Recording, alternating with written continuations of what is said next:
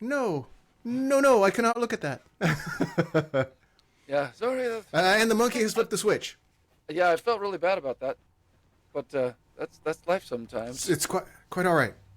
If it had That's been any other day of the life week, as a I would have helped professional. them out. But So today, today, you're a non-helpful bastard. I am a crusty. It's all right. How you doing? Uh, I'm okay. Okay, good, It's been good, it's good. been a it's been a day. It's You don't have to go into any more it's been detail. a day. It's all right. Yeah, no, So we no. left it off last Dad's week it. because we were. Yeah, Sorry, go ahead. just Dad's been having rough. He's uh, on the struggle bus. We're Right. he's sleeping right now, so it's okay. But dealing, you think you're having trouble dealing with a computer that's being glitchy? Try having a computer that's being glitchy that's hooked up to a sphincter. So biological computers are not quite as easy to reboot or repair or service. Gotcha. So it's just, yeah, lack of sleep is it's the lack of sleep probably mostly that's making me grumpy. Well, But we left off first principles. yeah, we were going to talk. We were going to finally delve into a conversation about first principles, and then I didn't do a stitch of research all week about exactly how to approach the concept of, or the subject of first principles, and so now I'm going to wing it. 'Cause I did watch a the couple definition. videos. Oh, good. What did you find? Yes. Nothing. Everybody's so. They give examples of intelligence, of being able to fit things together. They were all really bad videos. I don't know why Oh, they were bad videos. But one was a cartoon that showed a tractor and a bicycle and a helmet and a tank and said, first principles is being able to build something out of this with materials. And I'm watching it going, is okay. that what it is? I mean, sort of. So, and the answer was snowmobile. Bicycle because it had handlebars, the tracks because it was a tank, and they said you build a snowmobile out of it. I'm like, okay. Interesting. I You mean, you know, could. I know the first principles are going to apply to the notion and the idea of design and system integration and that sort of thing to make things that didn't exist before. But I would have It thought looked that more if like we a were Mensa test or a Mensa yeah, question. if we're going to really talk about first principles, you'd start with things like the first three laws of thermodynamics, or 2 plus 2 equals 4. That's what I would have thought would be like first principles. And then when you want to get a little more advanced, still probably considered first principles, but more advanced mathematically, things like pi, constants, uh, that sort of thing, and then Wow. apply these Okay, I'm glad we're talking about to this then, because that. reality. Yes, well, that's interesting that you were putting it like that, because that's just to me engineering. That's not first principles. That's Okay, just science. just basic. Uh, Okay, so where does science graduate, or where does engineering graduate into a concept such as first principles for the purposes of making something that is either new or something that is optimized from its old version? See, I always thought first principles, and my version of it is fact minus tradition. Okay, So the idea that like an engineer probably is not able to do first principles like a science fiction writer, because an engineer knows what a material can and can't do. A science fiction writer may know, but they don't care. So they're just going to make the imaginary thing, imaginary power source, the imaginary metal or alloy, so that it can do what they want it to do in the story. Whereas an engineer is really stuck in physics, knowing what it can do. And the difference is of first principles is being able to let go of what you think you know something can do, what you were taught, and then actually relook at it and know what it can do today versus know what it could do when you first learned what it could do. A lot of one of my pet peeves with people that criticize Elon Musk and Elon Musk in general is that he's absolutely great at first principles. And people who criticize him and himself. Is it the same peeve? And people that worship him, and the worshipers. I'm sorry, the worshipers. I'm not the criticizers. That praise him. Yeah. Gotcha. People that praise Elon for being the uber genius that's going to save the world because he's doing things nobody else could ever possibly have thought of. Maybe. I don't think so. I think he's super smart. Way smarter than me. Way more motivated than I am. So I'm not trying to take away from him, but he's extremely good at first principles. And by that, I mean, he has no attachment to established trains of thought or established manufacturing parts or whatever the establishment is doing. He doesn't really care. Right. He looks at it new. And then, like as an example, the Hyperloop. Everybody was praising him for inventing the Hyperloop, and then there's people that were demonizing him because it was stupid and it was over-engineered and it was never going to work. And really, all he did was look at it like a 1920s diagram. What's the Hyperloop? What? Refresh everybody as to the Hyperloop. It's essentially not a trolley. It's a subway or a train in a tube that's had the air evacuated out of it, so there's no wind resistance, and it takes less energy, and they can go much faster.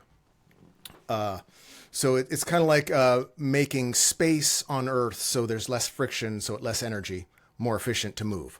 Now, the literal tube. People praise him for inventing this, right? And then people demonize him for doing something stupid when really it was a diagram from 1920s. So it's an idea that was thought of a long time ago. In fact, before the 1920s, it might have been the 1700s. Was it Michelangelo? One of the Jules Verne, maybe? Guys that drew a lot of stuff dreamed up this tube for the train to go through. And so it's an old idea, but they were trying to make it out of wood, or they were saying it was some material would be able to do this. And of course, back then it was impossible. And first principles to me is someone not using first principles looks at that diagram and goes, oh, well, we know that's impossible because they couldn't do it back then. But somebody using first principles can look at that diagram and go, wait a second, the world is entirely different now. So with new technology, new advancements, old ideas can be made, old imaginations, old fantasies can be created today that were just science fiction back then. And it's nothing new.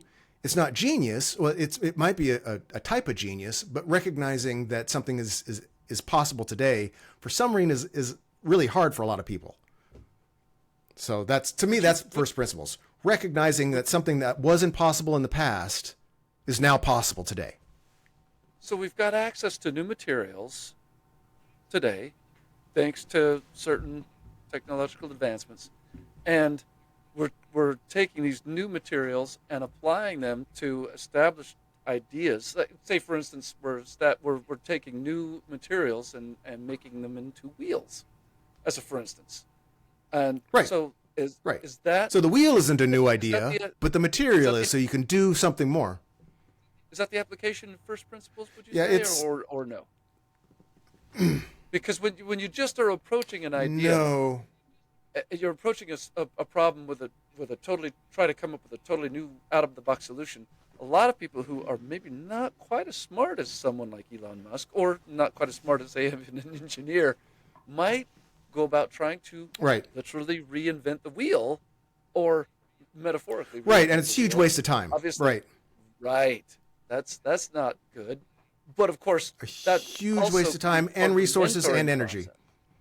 Yeah, that can be part of the mentoring process, the apprenticeship process, because once that student has sat there and reinvented the wheel, then they've got their mentor to go, okay, so great, now you've duplicated what the caveman did, let me introduce you to these new materials or something, something to that effect. But Yeah. is Yeah, that kind of it's an application of first principles, or am I totally off base? Because again, I was really thinking I first think principles that's part of it. would be mathematic basics.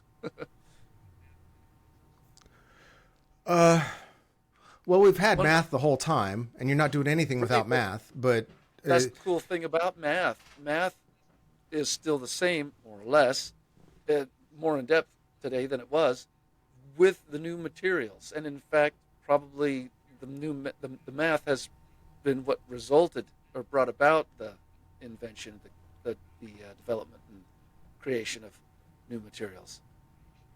Frankly, I don't know what else it could have been than math. apparently of Fundamentally. first principles is a little bit more of a sticky or a complicated issue than I had first thought.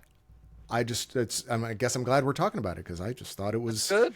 So, so tell me about applying the sticky part. current. Oh, the an example, probably the best example of not first principles would be religion.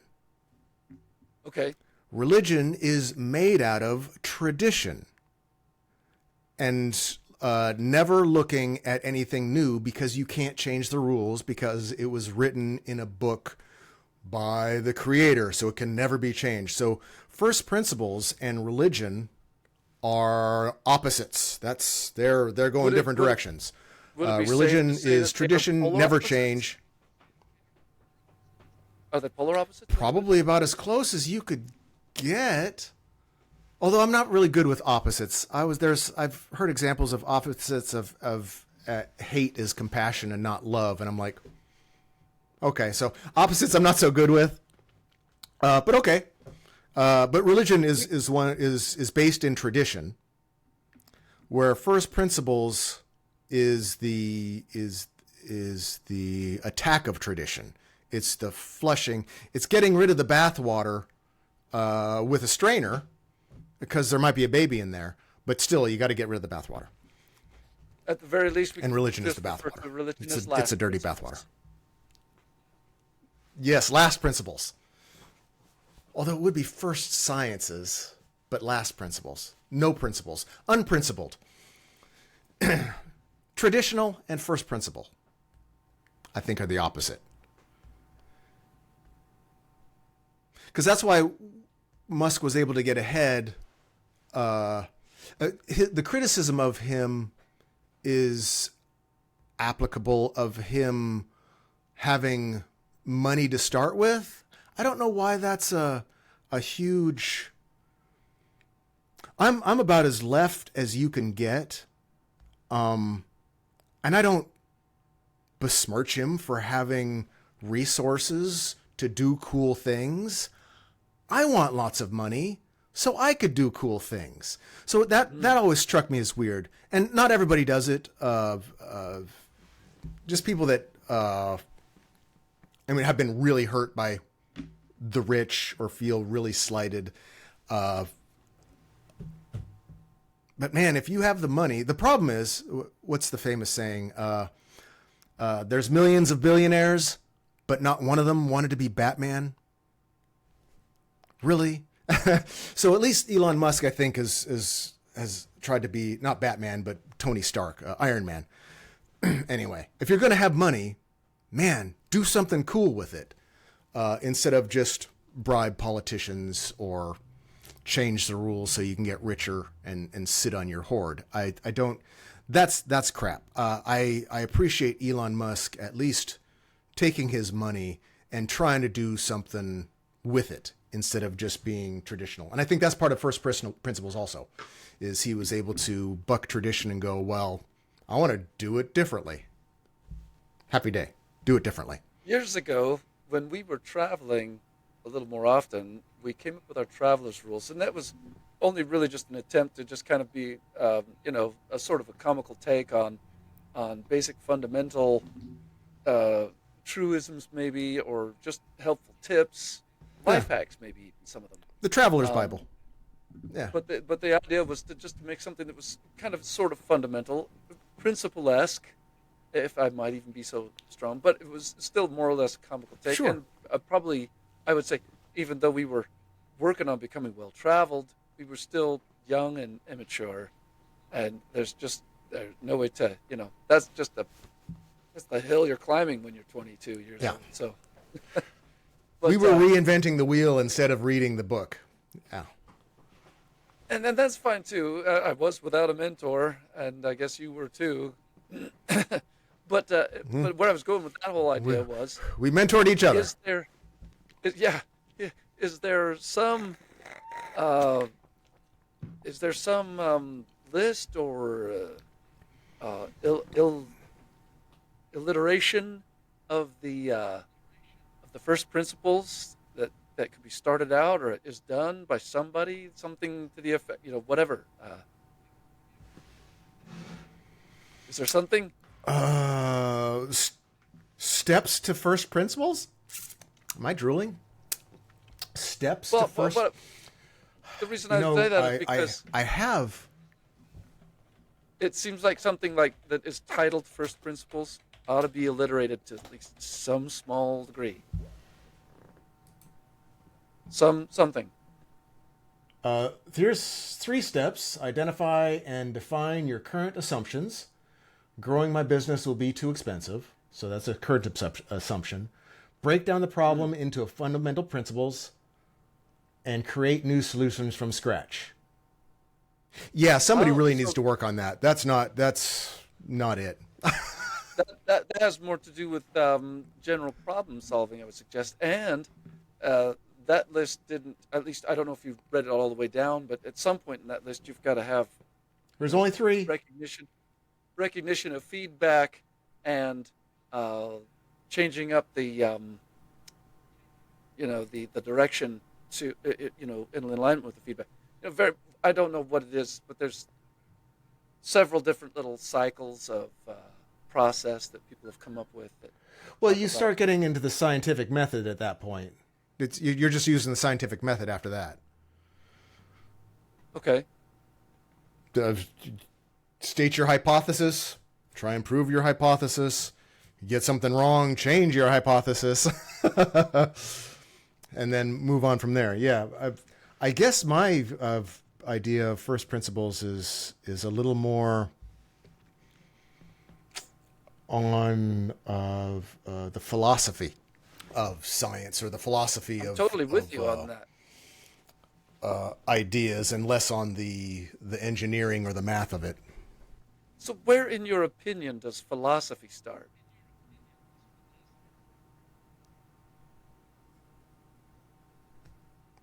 Where does philosophy start? Now, this is we are reinventing the wheel with that question. What? No, I mean, philosophy has been argued. Some argument about where philosophy starts. What is that super primary principle of philosophy, or something? Some people would say it's 2 + 2 = 4. Some people would say it was A = A. And from there you get all the various wonderful axioms. But I was just wondering if you had any insights on the notion, or would you just agree with 2 + 2 = 4? Because I think that's a great place to start. I wouldn't actually, because 2 + 2 = 4 is science. That's hard science. Philosophy would be why or how or does 2 plus 2 equal 4? Or I guess a step removed would be 2 plus an unknown could mean something, and then let's discuss. A philosophy is But the don't you idea, I have to think, have a just the ideas of something. don't you have to start out with What's something that? that is a recognition of what is? Philosophy has got your is and your ought problem, all really very well illustrated by, Hume, wasn't it? Hume? And you got to start Is with an what odd, but is. science is And that's why I was kind of saying, well, in a very, very positive recognition of what is, A equals A. A is A. Or if you want to go a little more advanced, only just a little, 2 plus 2 equals 4. It's a recognition of 2. It's a recognition of 4. It's a recognition of their relationship. And from there, you can then start to create some very, very powerful arguments for, like, say, for instance, why God isn't real. right. But you have to, right. The science would be the facts, and the philosophy would be what do the facts mean, I think, would be the difference. There you go. Now Shit, I don't know. that was what that was. No, I think you nailed it. Yeah, Recognizing I it, don't know. Nobody recognizing knows. what is, and then what does it mean? Sure. Well, Yeah. one thing, I mean, whenever you're So science discussing is, philosophy, you're going to start with definitions. you kind of have to, but that's also where philosophy always seems to break down. Right. A lot of people can't get past the Because definitions. then you get the, yeah, well, you Conversation get starts with the, definitions. and I hate to keep picking on Jordan Peterson, but that's where you get the Jordan Peterson scenario, where you first, what is, and what is what, and what is God, and what is believe, that whole thing. So you can get bogged down in definitions. I hate that. It's kind of If eating your that's your vegetables and goal having at the some meat. outset, or you know that, I don't. Unless that's the goal, or I'm kind of knowing that that's the discussion going into it, like religion. Any kind of discussion about religion will be like that, and so I have to take a deep breath and just accept it. Filling up on salad, and But then by as the time the far steak as comes, you're totally full and you can't eat it. Bogged down yeah, in I'm definitions. done. I'm nauseated, and I can't take any more of the good stuff because I gotta purge. And that's why the Romans invented But the first punctoriums. principles, yes, They could do more philosophy that way. yeah, they could stomach their own philosophies better. But that's for me. First principles is getting rid of or ignoring tradition, or acknowledging tradition and then ignoring tradition, and just seeing if the way that we've always done it, if that's the way we should keep doing it.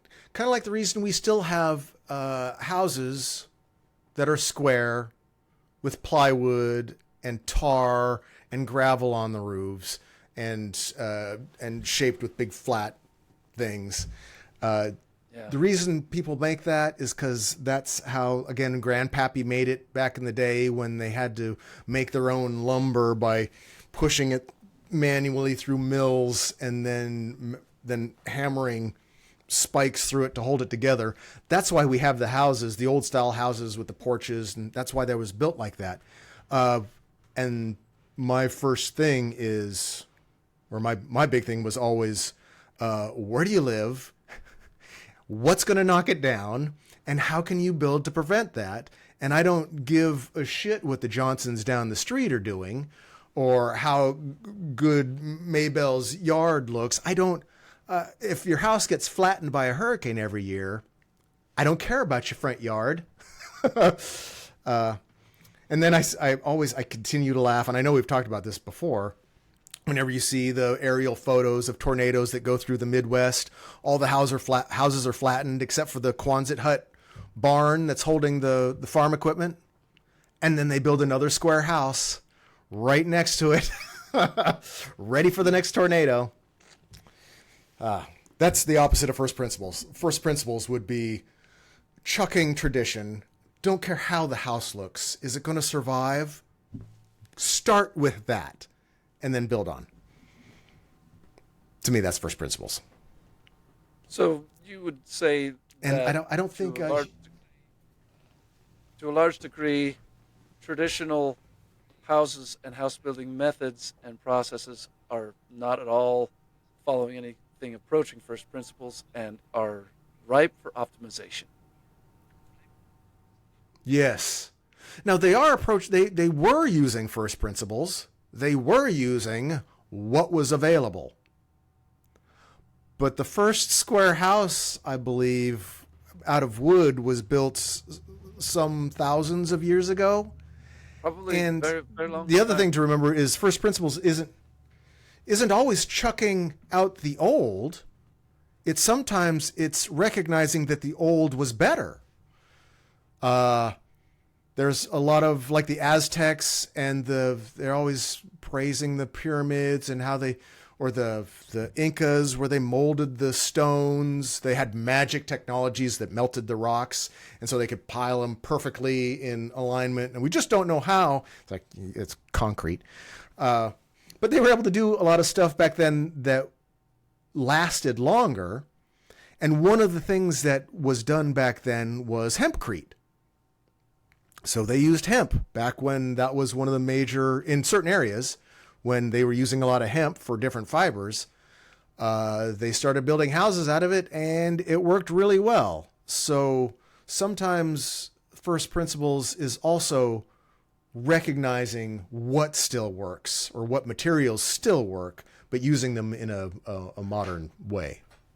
The thing Updating about the hemp usage. is that if you study some history and you realize how much it was used in building materials, and then you start doing a little bit of the Wayback Machine math of about, say 140, 130, 150, somewhere around 130, 50 years ago, so late 1800s, and how hemp was very systematically and gradually over those decades replaced by newer materials that were, for all intents and purposes, probably not superior and ultimately possibly even considered harmful. If you start doing that study and then start talking out loud about it to other people around you, going, this is why marijuana is illegal today, you'll start to sound like a crazy person. conspiracy theory nut. Yeah.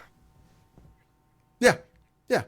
Now the thing with I've had some ego issues with it for a long time. Of it's the people in power that want to squash the technologies just to make money, and that's still true. Because the person that made the chemical nylon and made it into ropes, they wanted nothing to do with hemp. So in order to get they would support laws that were banning hemp for racial reasons.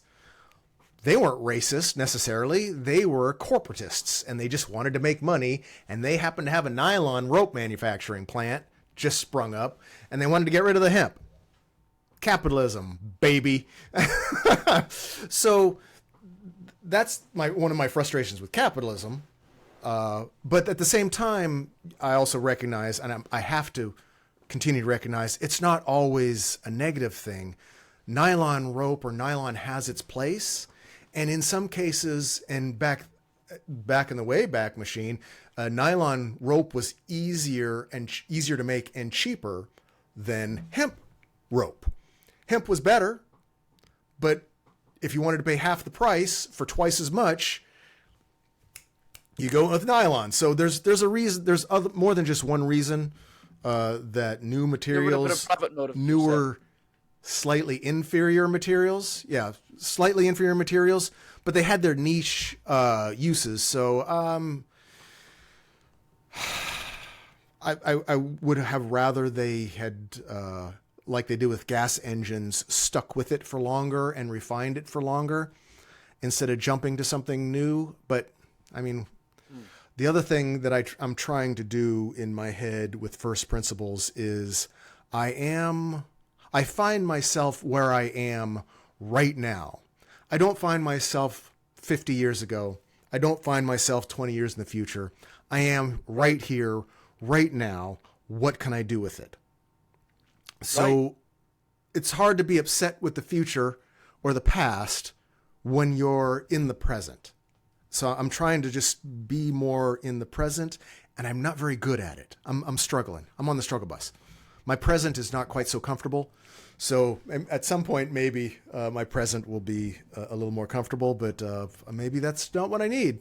Apparently, I don't need I to be can totally comfortable. dig where your head is at, but the past is worthy to look at. And in fact, if we were to talk about, and that I'm not saying we should, but if we were to talk about something as controversial as public policy and how it affects enterprise and market and and capitalism, if you want, uh, it's easier actually to look at that 100 years ago or so, to because looking Well, at yeah, it because you can't today, look at the future. looking at how public policy is affecting us today, it cuts a little close to the bone. We're living it. We're living Yeah, how public policy affects yeah, us. And so I it's find it's a little uncomfortable. Yeah, easier to analyze public policy and how it affects market and enterprise and capitalism, as you say, from 100 years ago, because you weren't living that, and you can go, okay, so that's where they went wrong, and there was a lot of people that experienced pain from that, and there was some transfer of wealth that occurred there, and some people got stupidly rich, and other people, threw themselves out of the building, and because they lost everything, and so for no now maybe reason, for no logical maybe reason. Yeah, maybe we can find out what public policies went into effect there that caused that, and try to avoid that today. That's kind of where my head is at. So, in terms of studying public policy, I'd rather look at it from 100 years ago, because you know, you can definitely identify parallels where they sure. exist, And cycles.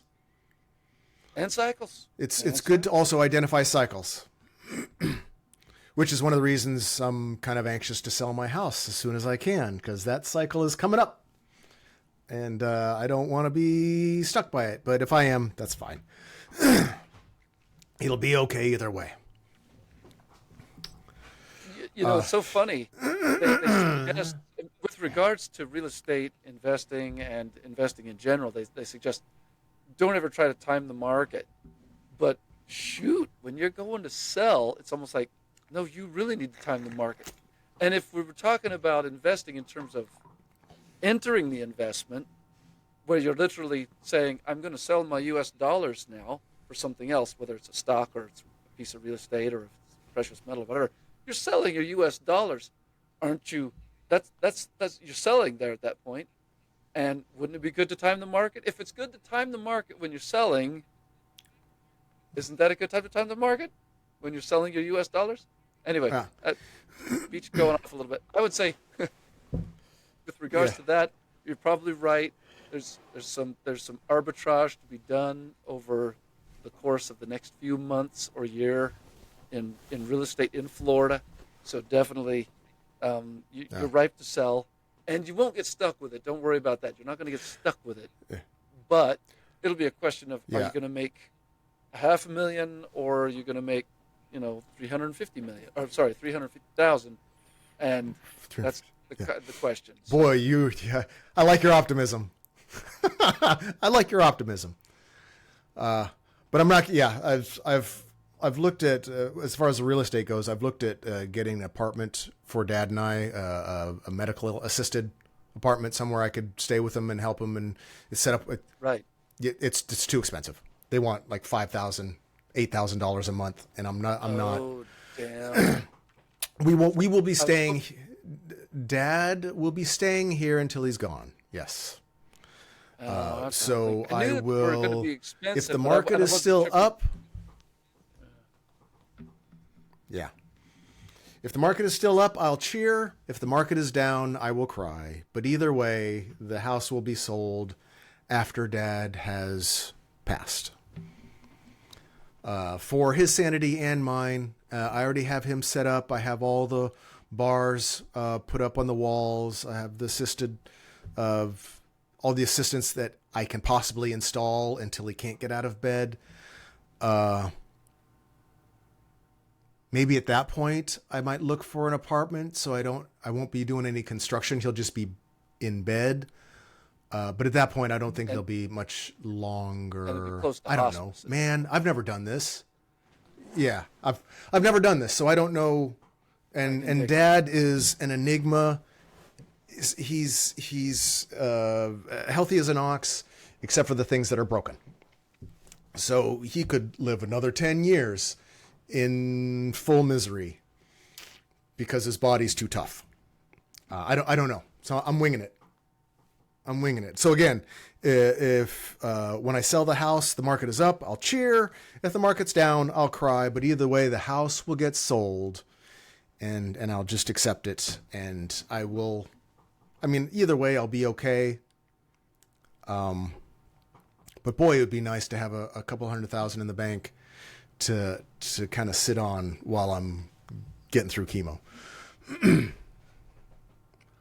But we don't have any control.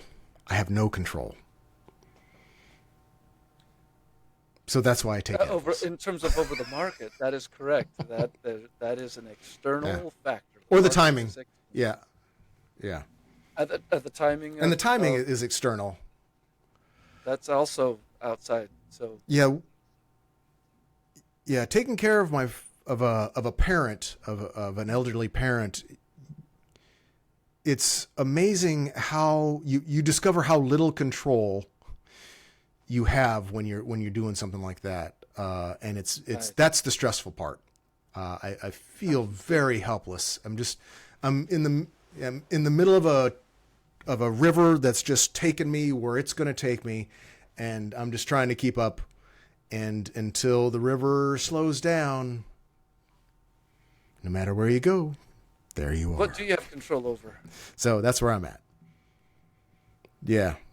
What do you have control over? So I can talk smack.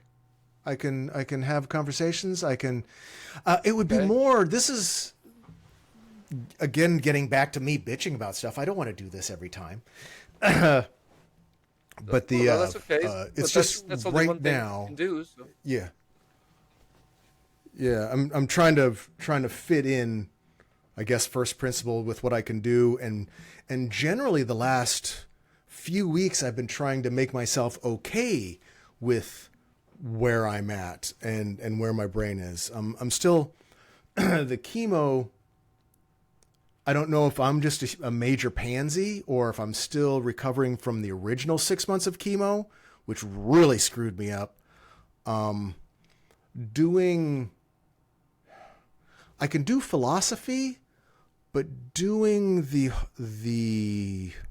like Treasury, the books, figuring out the new software, because QuickBooks just went online. I had to get the new QuickBooks, and so everything has changed, and that kind of changed my brain. Right. Actively, I have to get really, really, really angry to be motivated to do it. And I haven't been able to do it. And I don't know if you've ever suffered this where you're behind in homework, you have a paper due, you have all this stuff due, and suddenly you have time to rearrange your bedroom, or you're doing the dishes, something you hate doing because what needs done is overwhelming. And the problem is I'm also going through chemo and taking care of Dad and dealing with the house and doing all those, and then having to sit down and focus on figuring out some bullshit software. I have a love-hate relationship with QuickBooks and accountants in general. So it's very frustrating, and my brain doesn't like to do it. I can do dishes. I can mop my dad's happenstance in the bathroom.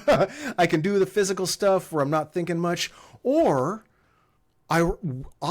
weirdly, I can philosophize and fantasize and just let my brain kind of spin in freestyle mode, but when it comes to numbers and yeah, I'm having struggles in some areas of my life, and others I'm just trying to be okay with it. You've always seemed to be able to push yourself to do anything that's unpleasant. In fact, have always, in my mind, when I see you do uncomfortable things, try and program yourself to like it. And man, I just can't. I'm not. I don't know. That's That's a you thing. Specific example, because I'm like going, I don't know. There's lots of things in my life that I just scuttle or outsource because I just can't drive myself to do it.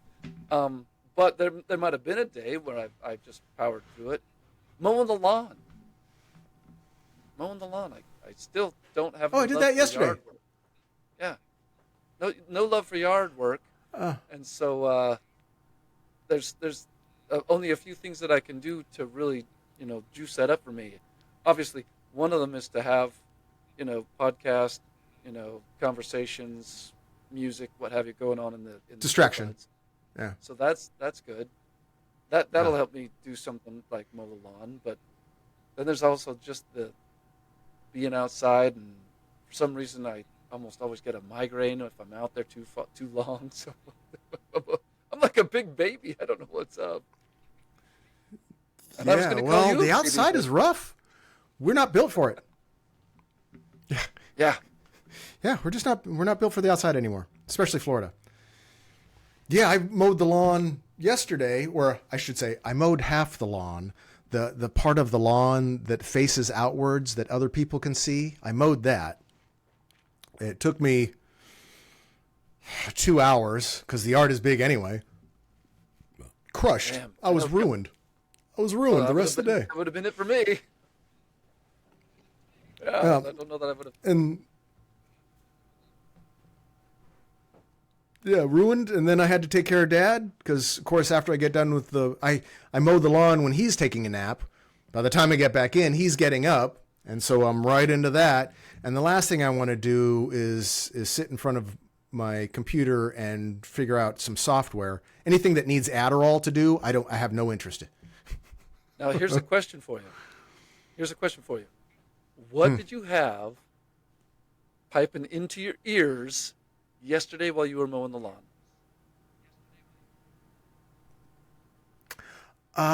Actually, I am in my own head.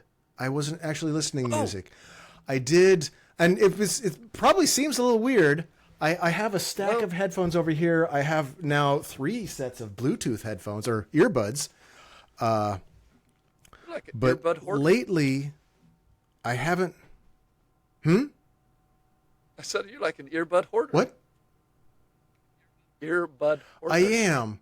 Your earbud hoarder. You have a delay on your microphone. I don't know what you have that set to, so you're flattening the noise floor. So the first second doesn't pick up your voice. So that's why I'm always going, huh? Crap. What? Because I think you're having a cutoff at certain volume. Yeah, which is fine. I'm working with it. It might have something to do with this echo cancellation, which I cannot undo while we're in recording. So we're stuck with this one. Hopefully, it's not doing that though during the capture. Yeah. Yeah, the new headphones, these new ones with the stem have the microphone. I like them. They don't fit as nice, but yeah, I find myself now I enjoy more setting up my computer than using my computer. I like setting up all the stuff and setting up the lighting. I like getting my gaming set up, but actually playing the games, it's more effort than I want. So that's good just to know. The setup is fine. You The are actual talking use about is a not so marketable much. skill. You're talking about a marketable skill there. So when the time comes for you to re-enter the job market in that big way, that'll be one of the options for you to do. If you like setting up computers, there's going to be people that call you to do it for them. But so let me ask you, Yeah. Since you were just in your when you were in your brain space yesterday while you were mowing the lawn, where did your brain go? Oh, I'm always just rehashing right now what more I could do for Dad. Yeah. I'm always in a state of a low grade panic attack. Good God. Because Dad's getting more difficult. I was obsessing about the garage. I need to find a way to. I'm just trying to figure out life. Nothing So fun. you were kind of caught up in your overwhelm a little bit. Yeah, I was dwelling in the things that I'm stuck on or kind of trapped with, dwelling on the things I didn't have control over. But except I kind of Ah, did. With Dad, I've done most of what I'm able to do. There's some other stuff. The garage, I need somebody else to come in. I don't know, and I have to probably Google it. I need somebody else to come in and go through all that stuff and take it out of here. Or I don't know if there's a professional garage sale doer that comes in and sets up and runs the garage sale. Or if I was able to, if it's worth it to just pack up, because I've got like 4 different households of hoarding stuff, and nothing. It's not. There's not a lot, but I've got 75 different crescent wrenches, and they're all semi crappy. I've got 400 screwdrivers. I've got at least 20 hammers. I've got a whole bunch of stuff that isn't garbage. This is a problem. This is the hoarding where the hoarding problem starts, and I need to. I'm trying to nip it in the bud. Is none of it's garbage, but I can't throw any of it away. So what do you? And nobody wants to buy. I'm not going to wrap up and box up and ship a 20-year-old hammer. no. I'm just. When you I'm not. But I need to find a way to get rid of it. When you say you can't throw it away, is it because we're talking about hazardous materials, or you just can't bear to throw it No, away? because it's not garbage. It's not garbage. Gotcha. Take the hammer for instance. I really do have 6 hammers off the top of my head, hanging out there. I only need one. In fact, I don't even. I won't even need one when I move, but I'll keep one. So I have 6 hammers that I need to get rid of. What do I do? Well, I'm having this thought, and it's totally new Silence. because I don't Yeah, know. silence. This is just something that occurred to me at the flea market as I walk by there, as I am so to do every 6 months or so, because I get my sunglasses there. Every so often I'm at the flea market. Now, if you walk down some of those flea market spurs, you're going to find people who are there, who basically look like they're selling the crap that they just pulled out of their garage.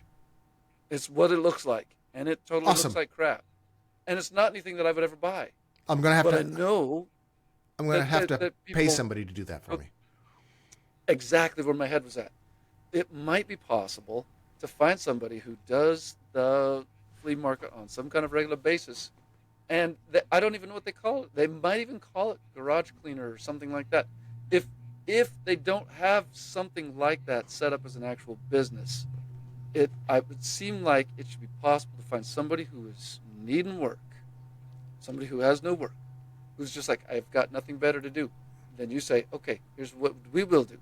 I'm gonna fork over the expense for the slot at the flea market, because that's gonna be how much that is per every weekend, $30-$50, I don't know, probably something about like that. And you're gonna do the transport of all the stuff. So all you need to do is have a minivan, and you're gonna come, and I'm gonna help you go through all the stuff in the garage, and we're gonna load it up, and you're gonna sell it, and we'll split it or find some way to do it equitable. I don't know. Because there's a lot of easy ways for somebody to be like, oh yeah, I can totally scam you out of a bunch of your stuff in the garage and keep all the money. I could keep all the money, but Yes. there might be some way to do this. Mercenaries. On a Mech warrior. right. You got the sub reference. I knew you would though. Yeah. Such a classic line. I hope there's somebody. Look in at it the this way, audience kid. You get to keep all the money. Look on the bright side, kid. Anyway, hopefully somebody gets that sub reference and gets a good laugh. What a classic game! That was awesome. Some of the first. So that's some of the stuff that was going through my. 3D. Right. Yeah. So that's. I was thinking about that. How to get rid of the stuff. I'm facing the same thing right now. Since my girlfriend's father has died recently, he has left a shed full Right. of life, and a lot of it Right. was stuff that she needed to go through. She didn't want to get rid of all of it, but a ton of it is just tools, old tools, mismatched socket sets, crescent wrenches, like you said. Crazy enough, about half a dozen different jacks and jack stands and tow bars and all sorts of stuff. But you don't want to throw it away, right? No, you don't. So right now it's sitting in a storage unit Yeah. up there. What do you do with it? And I'm starting to think. And I'll you're do paying for exactly it. Yes, exactly. I'm going to do exactly what I just suggested to you. Yeah. I'll probably find somebody who's willing to, take custody of transport and handle the sale of it. If I just take care of a few of the little expenses like the booth, that might be a thing. Right.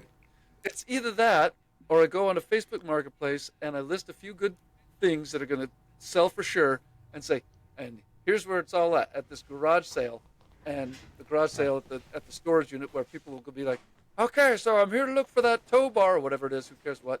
And they'll be like, oh, look, we got this fan over here. Take it. And here's a antique, Vegas Hutsmobile, and here's a clockwork, penis, and Yep. What the other thing I was thinking about that goes through my head, and a lot of my time in my head is just me kicking myself over and over, which I'm trying to get over, but that's my motivation. I kick myself until I get up and do it. okay. So this is more of a yeah. self-motivation kicking. Okay, good. I thought maybe it was like Yes, you were kicking yourself yes. while you were down. Like, we gotta beat the crap out of this bastard. Yeah, I'm kicking my ass. That's not a good One of the place things to be. that was also going through my Dad watches a YouTube channel called What the Hales. His last name is Hale, Hale. So What the Hales. And what they do, him and his wife, a couple adopted kids, they buy the storage units, the defunct storage units, and then they sell the stuff that they get in the storage unit. And so he's, from what I've seen, what I've been watching, he's a multimillionaire, self-made, doing this. But he's like Good made God. out of energy, and he's always go, and it's just he's just one of those people that just can't stop doing stuff. And that's his job. His whole thing, what he likes doing and spends all of his energy doing, is the thing that I just can't get myself to do or figure out how, and I want anybody else to do it other than me. So it's the other thing I'm thinking of is like, why am I broken? I know you can make money. I know I'm smart enough, or I used to be when my noggin worked. I know we're both smart enough to do the same thing that other people have done to make millions. But we haven't done it. What's up with that? Is that Seinfeld? Yeah. Yeah, there's a couple of real estate investors whose channels I watch on YouTube, and one of them is very much like you were describing this other guy, super high energy, just completely so hyperactive that you're kind of like, hey man, I can totally appreciate that you like to keep moving and keep doing it, but do that about 10 more paces away from me, because right now I'm worried that collateral crap is going to whip off at you and hit me in the face, Yeah. and I didn't wear any protective eyewear. So, and the other guy, who Yes. is Too much energy. also pretty high energy, he actually goes on the phone. He has phone calls that he's recorded and shows on YouTube, and right off the bat, I know he has conversations with people on the phone that I would never have. It's not that I wouldn't be comfortable having them. It's just that I won't do it. That is not the kind of person I Right. am. That's not the kind of investor I am. That's not the kind of businessman I am. So right off the bat, I'm going, okay, so Right. what you did to become a multimillionaire is something I will not do. It's not in my value system. It's not that I can't do it. It's that I just plain will not. That is outside my value system to do that. I Yeah. I don't think you're a bad person Which for is doing it, or weird. maybe I do, but at the very least, if I was to try to do what you are doing on the phone right there, I would not be able to look at myself in the mirror, and I have a hard enough time with that already. So that's. I don't want to make any excuses for why I'm not a multimillionaire, but there you go. That's one of the reasons. And I'm a high energy person. There are reasons. I'm just not completely. Wah! There's people that have a tenacity that I don't have. And Don't wanna I have. recognized one of the things that I've been going over my past, remembering childhood events. I've been spending a lot of time in my head reevaluating the decisions that got me here and the type of person. I've been watching a lot of videos on free will and just kind of integrating the fact that there isn't necessarily the free will as we recognize it. We have some will, but it's not. But you have to really do stuff in advance to alter what you would normally do, and that's extremely hard. But I recognized in my life in the past, there were times where I knew, like a competition between kids running, or mostly physical competitions or mental competitions. Anytime I'm going up against somebody else, there's times where I would run and the other kid was probably a little bit faster than me, but as soon as I knew that there was a serious competition, I would hit the brakes and go, well, you win, and go find something else to do that wasn't so. I was always just looking for the easiest path downhill is what I could think, but I was always averse to competition. And I don't know why. A lot of people thrive on it. I don't. If you're a person that really, really wants to try hard and compete, and being ahead of somebody else is more important to you, I give it to you. It's like, it's just not important to me. If you want to be first, man, be first. So I guess, and that's kind of the stuff I've just been going over in my head. I've also been looking at my ships and Star Citizen. This is going to sound so first world problems, but I've got some ships built up. Your fleet, yeah. This is so nerd problem. So maybe this is my issue too. But all of my ships that I like, that I own, are all like cargo ships or repair ships or support crew. I've always been support crew. I've always fantasized, and in my life, I was always been the grips. I've always been grip. I was the guy taping down wires onto the floor and soldering stands and putting everything in order to get the talent, setting up the amps and moving stuff around, the roadie. I've always been the roadie and not the talent. I've always fantasized about being the talent, but I've always known that I am not the talent. At least not in any talent. I mean, maybe if this is a talent, maybe I can talk shit, and apparently I have a bit of a reserve for cringe, because I look back on these and man, it's cringe. Have you watched any of our videos? I watched them all. Just have you yeah, All no? Yeah, all it's Oh, it's painful. It's Oh painful to no. me. I'll do it. I'm doing this right now. No, I'm doing this right now because we decided that that's what we're going to do for a certain amount of Okay. time, and I'm going to give it a go. But it is cringe. Being on camera isn't cringe. I've actually gotten okay with my voice. I've gotten okay with. I've accepted the way I look. But as like a conversation where I'm thinking about stuff, this where I'm kind of grasping at my own ideas is cringe watching it on camera. I've obviously done a lot of videos, right? But I did all the thinking, and I try and keep them short. So I've been thinking about this, they're done. And on this, I'm thinking about stuff, and then we keep talking, and it keeps And it's all getting one cringe. take. So this is really uncomfortable. Yeah, this is really uncomfortable for me. But I'm going to keep doing it. But yeah, I've been going over things in my past. What got me here? What working on the mask? That first principles thing. Getting back to that, because I also find that when I'm nervous, I will just keep talking and talking and talking and say bullshit. Oh yeah.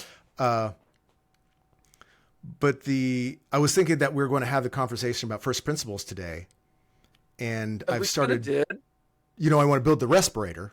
Yeah, Right. I want to build that respirator because I have to wear because my immune system's compromised, and primates want to be able to see each other's face, and so first principles isn't doing something that hasn't been done before. It's also looking around at what has already been done and then using that to make something new. So there's that, like with Elon Musk again, because of how similar we are to Elon Musk in our adventures. He didn't invent batteries. So nobody's accusing him of inventing batteries, but there was batteries that were already there, so he used those, and then he tried to figure out how to make them better. There's the mask. There's a. I was stressing over the 3D printing, and that the whole learning new software is something I'm having real difficulty. I get really confused and frustrated really quickly with QuickBooks, with CAD, with any of the. I have a free software that came with the Dreamer 3D printer I have Right. to make the cowl and fit right. But I want it to fit like a cap. And part of what I was thinking is, wait a second, there's already caps. They already make them. I would never wear this in real life, out in the open. Do you know what this is? It's a baseball cap without a brim. Oh, That's it. how did it lose? How did it lose? It's a its rim? baseball cap. They're made this way. They're made as caps. It's was just made without it's a just a cap. A It was basic made head without a covering. brim, and there's lots of these. I didn't. Yeah, I didn't. But it's made as it's got reinforced material, so it's. The issue is I didn't want a mask that would have to be strapped to my face. I wanted a mask that would just set in front of my face. Right? Okay. Comfort.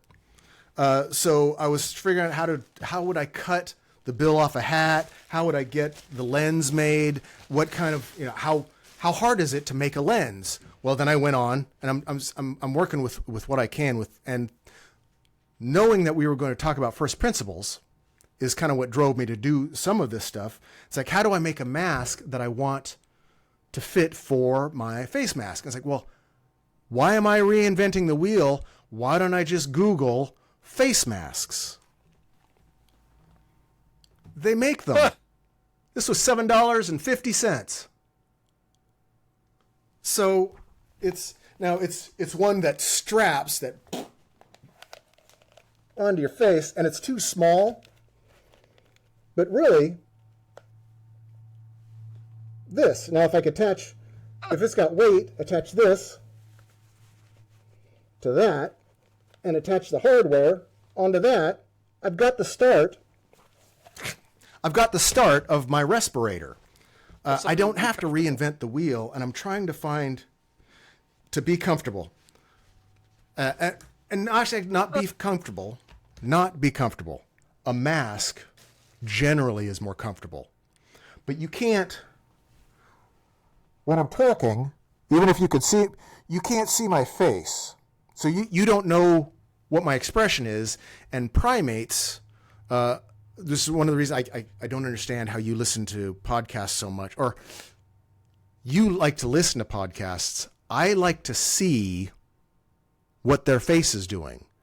That's an important thing to me, and I know it's an important thing to a lot of other people to be able to see the expression, because a lot of communication happens that way. I'm very sarcastic and dry, and a lot of right. I like to watch. Me too. I'll pay to watch. If I can't watch, if I'm only able to listen, then I put that thing on 2 times speed and download it as fast as I can. Yeah. Right. So I'm going to talk about Cheesy Ritz a little bit. My niece, who I game with, I know you know who she is. I'm not gonna out her name. She watches the podcast. She is a nurse, and she wears a mask all the time. And there were people that, and I had the experience of being in the chemotherapy ward, sitting in the chair. Most of the nurses, in fact, all the nurses and doctors were wearing masks for a long time. And so after a certain amount of time, you imagine what they look like, right? And if you can't see something, you're going to imagine a supermodel or a lizard person. Whatever. Might as well.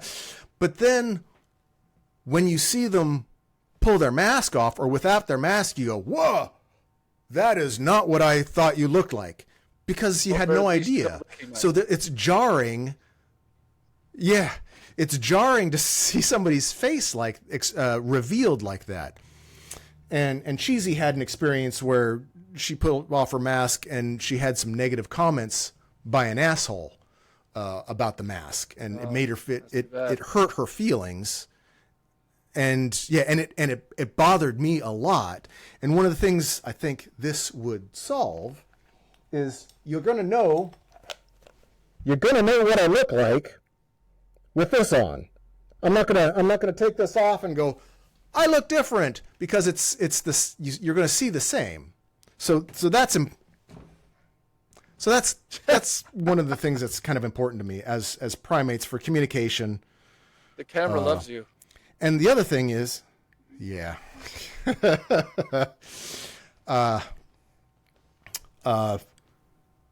It's also 2023, and we know what a cool mask should be. We've been designing helmets and face masks and stuff for science fiction for a long time now. So we know it looks cool, and we know what we want.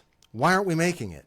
I'm watching people do cosplay, which is all very cool, but I also hear them complain about how hot it is and how stuffy it is in the helmet. And I'm thinking, you're making a helmet. Why are you not putting an air filter and a fan in your helmet?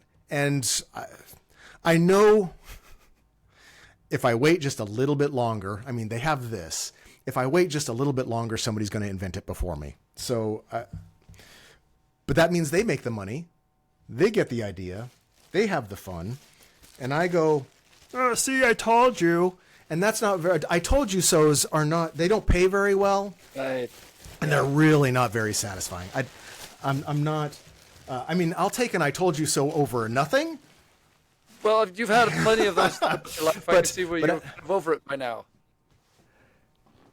Yeah, I've thought about a lot of shit, and I don't think I'm original. I think because I have so many I told you so's in my I told you so bucket. It's clear that it's just people are going to invent it, and I'm a people.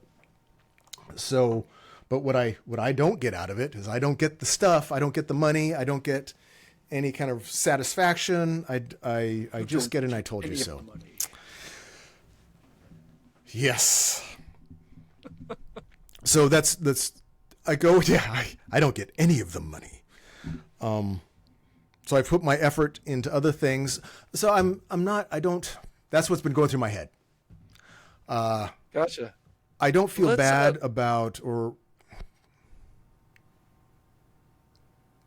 go ahead. I was just gonna say, let's see if we can come up with a final summation for this particular episode with regards to the first principles and all the other threads that we kind of deviated on momentarily, because I think they were all fantastic threads. I gotta look at the camera.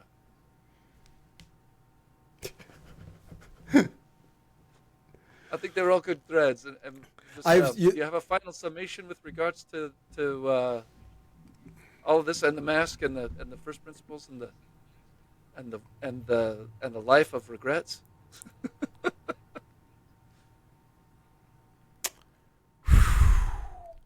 Man, I wish I did.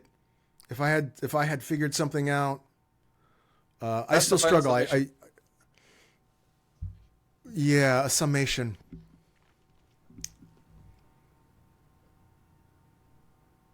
I don't think anybody's got it figured out. Just keep trying. Just keep trying to do you, and maybe it'll work, and maybe you'll be ground under the gears of capitalism. Either way, you're going to be. You're here. That's what this podcast right is now. about. Yes, we're here right now. We weren't born 50 years ago. We weren't born 50 years in the future. I'm trying to let go of the things that are holding you back and making you feel bad, and just start. What do they say? It's a new day. Every day is a new day of the rest of your life. It's not the end. It's the beginning of everything. There's been a lot of, my summation would be the same cheesy crap that everybody else says. It's all been said. First principles. It would still work well for anybody, even if they were in a concentration camp. So it's not like it's fluffy, hippy dippy crap. It's real life. Just keep swimming. Just keep swimming. If that's the one, if that's the summation, just keep swimming. Just keep swimming. We'll keep up with the podcast. Is that it? Are we done? Are we going to be? Whatever this is. Yeah, but I've got to get going. But we're going to keep up with this, and we're going to see about maybe doing more regularly, more than just once a week. But this was episode 7, wasn't it? 6. This is episode 7. Woo! 7. Episode 7. We're a third of our way to the ultimate first goal, and I have no doubt that we'll make that, and we'll just carry on and keep going and see what comes of it. Yeah, I'm trying to. Yeah, I've been noticing in our, which I know YouTube is just being.